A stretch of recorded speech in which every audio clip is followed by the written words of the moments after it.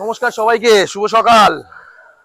বক্তব্য একটাই যে আমাদেরকে পরিবেশটা পরিষ্কার রাখার জন্য যা যা করতে হয় সেটা কিন্তু আমরা আবাহনী ক্লাবের পক্ষ থেকে করছি, কিন্তু লক্ষ জন মানুষের ময়লা করা জায়গাটা 10 জন মানুষ মিলে তো পরিষ্কার করতে পারে না।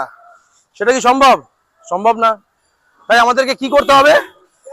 আমাদেরকে এই লক্ষ জন মানুষকে সচেতন করতে হবে যাতে তারা তাদের ময়লাটা সঠিক জায়গায় ফেলে, এবং তার পাশের বাড়ির লোককেও এটাই বলে যে দাদা কিংবা দিদি, আপনি আপনার ময়লাটা সঠিক জায়গায় ফেলবেন। এই পরিস্থিতি আমাদেরকে নিয়ে আসতে হবে, কারণ এখন যা অবস্থা, আমরা যদি সঠিকভাবে ময়লা পরিষ্কার পরিচ্ছন্নতার উপরে কোনো খেয়াল না দিই, ভবিষ্যতে আমাদের বাচ্চার জীবন কিন্তু অন্ধকার। আমাদের শিশুগুলো অক্সিজেন ছাড়াই পৃথিবীতে বাঁচতে হবে, এটা কিন্তু মাথায় রাখতে হবে। তাই দয়া করে সবাইকে বলবো যে আপনারা সঠিক জায়গায় ময়লা ফেলুন। আমরা আছি, আমরা আপনাদের ভুল হয়ে যাওয়া জিনিসটাকে শোধরানোর জন্য আছি। এবং ধন্যবাদ অনেক মানুষকে যারা সচেতন হয়ে আমাদেরকে অনেক পজিটিভ কমেন্টস করেছেন, অনেক ভালো ভালো কথা বলেছেন।